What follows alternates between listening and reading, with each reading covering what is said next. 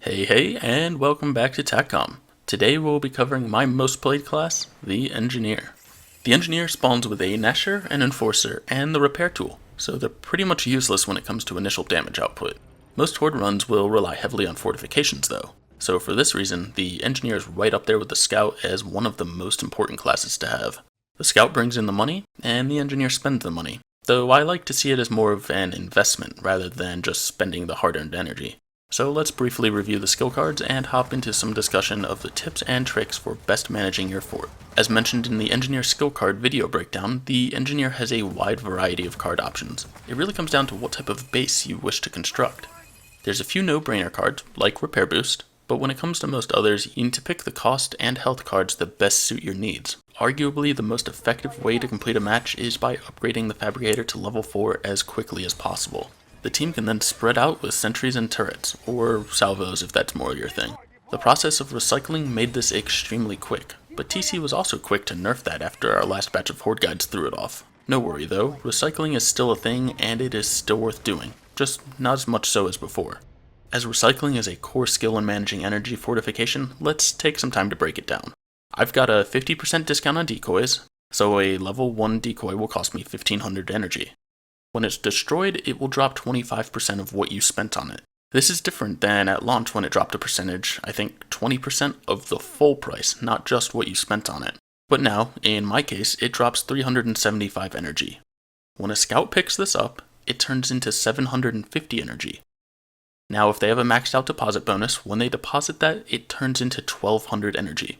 So in essence, I spent 1500 energy, I got a full 2500 health out of that decoy, and I got 1200 energy back when the scout deposited.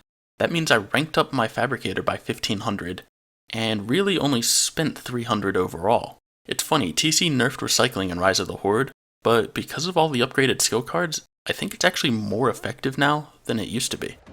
I mean, granted, you can't do it as quickly anymore, which is kind of the point of their patch, but it's actually slightly more effective on an energy spend perspective. Recycling is all based around percentages of spend, so it doesn't really matter which fortification you use. For turret-heavy strategies, I typically use decoys, as they do a great job distracting enemies while you mow them down from the turret. You can also bunch them up pretty tightly, which is nice because you're going to be buying a lot of them. Recently, I've been using a lot of sentries for fortification recycling, as they not only give you the bonus distraction, but they also deal damage. I wouldn't recommend using anything other than sentries or the decoys though, as the other fortifications don't really draw enough aggro or have any other benefit for recycling. While I wouldn't necessarily recommend them for a recycle chain, that doesn't mean that they aren't worth recycling occasionally if the health is low. Let's go back to the decoy example. Remember, everything is based on percentages, so it doesn't matter what I use for the example, I just happen to have the decoy numbers at the top of my head. With a decoy, if it was down to say 1 health out of 2500 left, I have two options. Either A, I could let it die, thus giving me the 1200 that we discussed earlier, and I could buy a new one. So basically giving me a new one for a net loss of 300 energy. Or B, I could repair it, which would actually cost me closer to 225 energy. Obviously in this case, I would want to repair it. But what if I also had the 50% health boost card on? Then it would cost me much more to repair, so I'm actually better off just recycling. I had a tool that could calculate this for any fortification where you could input your cards and it would tell you, should you repair or should you recycle? But after TC updated a bunch of things, all of my values got thrown off and it just really wasn't worth updating, so sorry. But it's not too hard to figure it out on the fly. A general rule of thumb is that if you have a health bonus on, you're better off recycling. If not, you're probably better off repairing, but recycling never hurts. Okay, that's enough of energy management. Let's talk a bit about the configuration and managing of a base. Our old Insane Horde guide is a bit dated, but the fundamentals of picking a base location still hold true. Long paths with limited access points are your friend.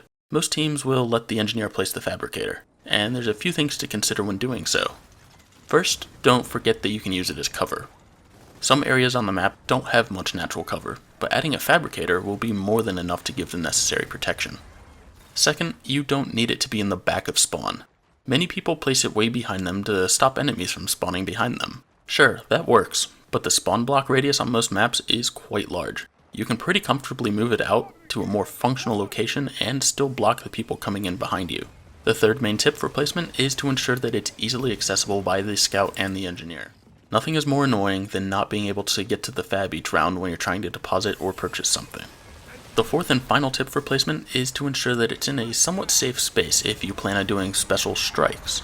This may mean moving the fab for boss waves if you plan on doing a lot of strikes then, or even making sure that at least one side of it is near cover in case you need to do a team revive.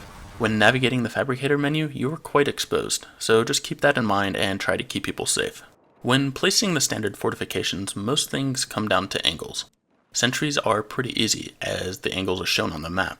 I like to put them near corners, and I line up one of the angles with one of the sides of the wall. Turrets are more difficult as they don't actually show you the angle on them. Don't just face them straight down the line towards the enemies. Look at this setup down low on Foundation, which by the way is actually a pretty good setup once you get used to it. With these turrets, people like to face it directly out, but your angles are quite limited. Instead, turn them at a slight angle. Now when you get on, you're able to reach multiple doors and assist when needed. Weapon lockers? Well, obviously just keep these safe and out of the line of fire. Decoys? I try to put these in a place where I have a clear line of sight to them, but at the same time I want them in a place so that enemies can't see them without seeing me. That's rarely possible, but try to get it as close to this as possible. Basically, it stops them from being able to camp out of sight and just constantly shoot at the decoy. Another thing about the decoys is it's nice to put one right outside of your base for a boss wave in case you get a snatcher. The snatchers love these things, and it keeps them off of you for a while. Fences are nice for blocking enemies and slowing them down. I typically try to place these in entrances around the base, but we'll try to keep them a safe distance from the rest of the fortifications. You don't really want a tracker or something exploding on a fence and taking out a sentry or turret with the splash damage. At the same time, I want to make sure that fences are visible. You don't want an enemy just pounding away at a fence without you being able to do anything about it. In fact, that's true for most fortifications. Try to ensure that a sentry, or a turret, or a teammate always have coverage. A nice trick when it comes to fences is the V formation. Not only does this distribute the damage a bit, which hopefully makes the fences last a little bit longer, but it also allows you to get better angles on the enemies. Let's use the old, well patched now, War Machine speedrun example. Placing a single or double fence here will block enemies, which is nice. But what if I did this with the fences? With this V formation, you can now see that we have better coverage. We cover the full side, and the enemies can come out a little bit further, thus giving us a better angle on them. Those are the basics of placement, but for a few more details, be sure to check out the fortification guides we put out a while back. The values in them may have changed slightly, but a majority of the info is still true. So now that we've placed the fortifications, how do we play out the rest of the match? Well, your job is to repair and upgrade pretty much. Remember, repairing doesn't upgrade your fabricator level, but upgrades and purchases do. So keep that in mind when doing the whole repair versus recycling trade-off. When upgrading fortifications, you'll want to start with whatever your strat is focused around. Typically, that's sentries or turrets, with fences normally being one of the last things to be upgraded. When upgrading those sentries and turrets, remember to wait until they're close to empty as far as ammo goes. If anything has taken damage, you'll be charged for it when you upgrade the fortification, which kinda sucks. But ammo is free when upgrading, so use that to your advantage. I mean, especially after the patches they had last year, ammo is crazy expensive now. The last thing I'll cover here is what should probably be the last thing any engineer considers, and that's the weapons you're holding. Once I have the base figured out, I normally look to trade out my weapons, as they are pretty much useless.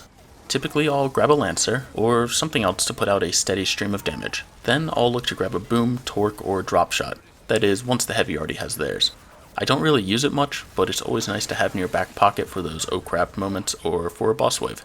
As I said, engineer is my most played role, but I rarely sit down for a full 1 to 50 run nowadays, so I'm bound to have forgotten something here. Be sure to leave us a comment below. Did I miss anything important? And how do you play as an engineer? Also, be sure to check back all week, as we'll be putting out more Horde class guides. If you found this helpful, be sure to drop it a like and subscribe to keep up to date with our content. I'll catch you all next time, and thanks for watching.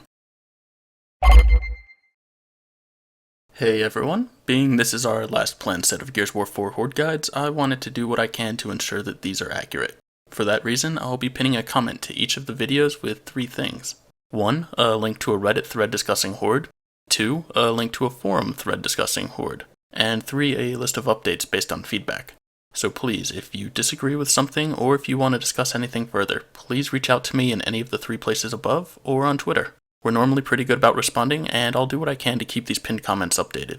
Note that these may not all be live as soon as the videos go up. but I'll hopefully have them together within a week or two.